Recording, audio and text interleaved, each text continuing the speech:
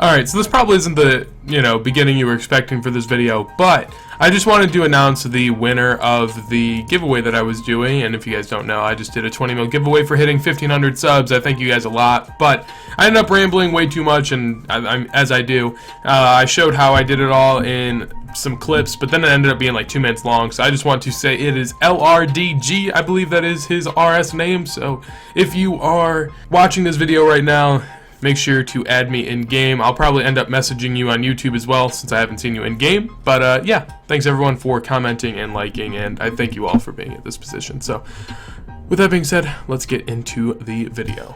Alright, so I'm also making this in post, if you guys cannot tell, based on the fact that I'm in Catherby, but I rambled on way too much as I do in the beginning thing, so I'm just going to get right into what we're doing today. So, basically what I found with Wyverns is that maging them with Fire Wave, which does require 75 magic, you can, at my level, 98 mage with an imbued heart. I don't have it with me now. Imbued heart would highly recommend, but I sold it off since making the video.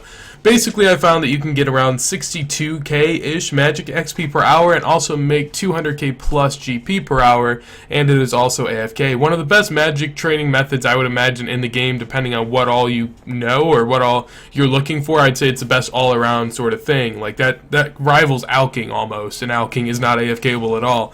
So basically what we're going to get into, and alright, Today, Junior?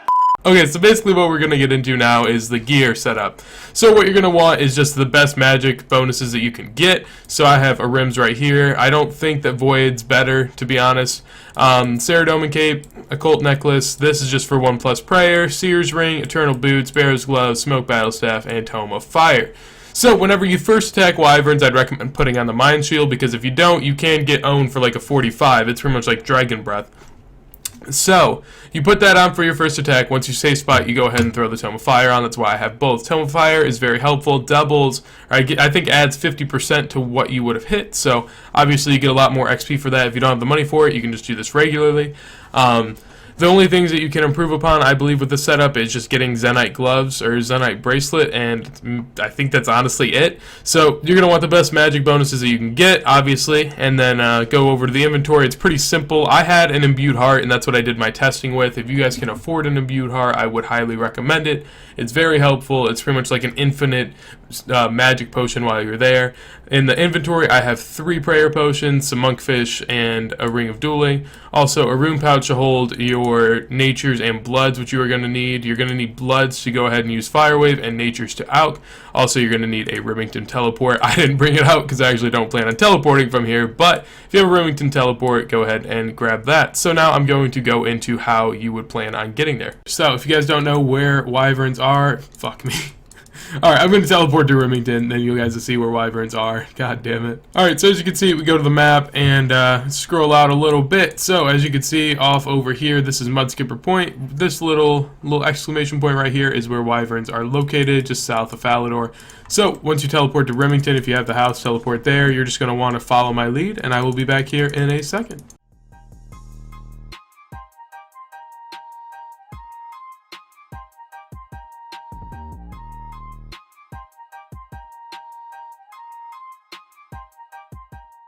Alright, so drink up on your energy potion if you need. I mean, realistically, if you have a decently high agility level, you might not even need one to get to the very beginning, but just go ahead and drop that. So, as you can see, we are here where the Wyverns are. You're going to want to throw on your Mind Shield. Basically, you need the Mind Shield because they have some crazy fire breath that just destroys people, and whenever you first go in here, you will be aggroed, so I'm going to go ahead and get off my aggro just for a second by, just doing this. Basically, the reason that I'm going to show you guys right now as to why you want a Tome of Fire and a Mind Shield is once you have them safe spotted, and I'll kind of show you the safe spots as we go. This is one, basically. The Wyvern that spawn right here, you just stand on the very first block right here. You can always tell by the spaces, like this one right here. and you can actually have it safe spotted without doing anything. And since it can't attack you, you can put on whatever shield you want. Problem is if you misclick and run towards it or anything, you may get like destroyed, and I'm pretty sure it lowers stats. On top of that, you could go the other way if you want. This is a safe spot. As you can see, this guy, this is like a square that doesn't have any like overlay over it. Like as you can see, like the pebbles and stuff, that's not on the square, so that's really easy to identify. You can also go down here, but I usually don't mess with these. You can stand right there and get that one, and then over there I've never messed with, so I have no clue. But basically what I'm going to do is go ahead and do this for an hour, see how much money we make in drops, and you know, how much XP we can get, and kind of sum it up for you guys and what I think the pros and cons of this method are. So as you can see, I am aggroed right now, so that skeletal wyvern was about to get me, so I threw on my mind shield.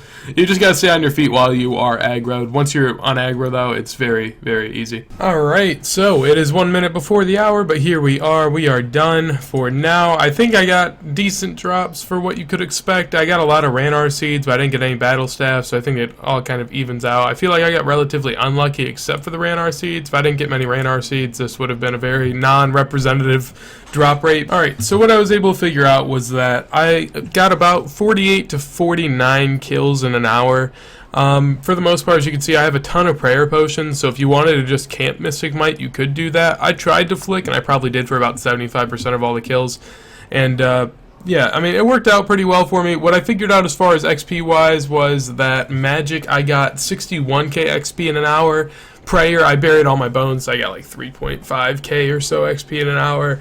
And then with hit points, I was able to get like 12k. The reason that you have so little hit points and so high of magic, and it's not like proportional 3 to 1, is because of the, you know, just XP that you get for splashing on wyverns. But yeah, so basically, I think I started this hour with around 1.3k blood runes, and we are down to 328, as you can see right up here. Just want to open it so you can see it. But so 1k blood runes cost me about 270k.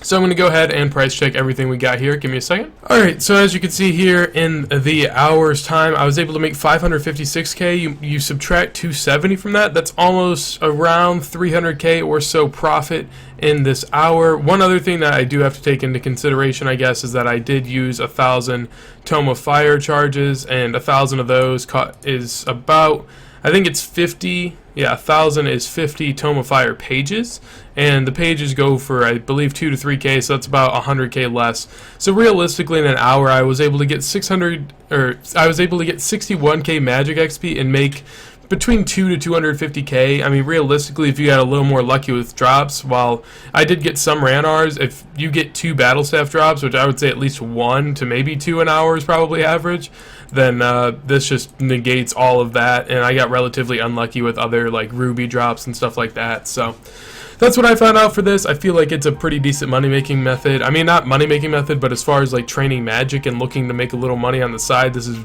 relatively just insane.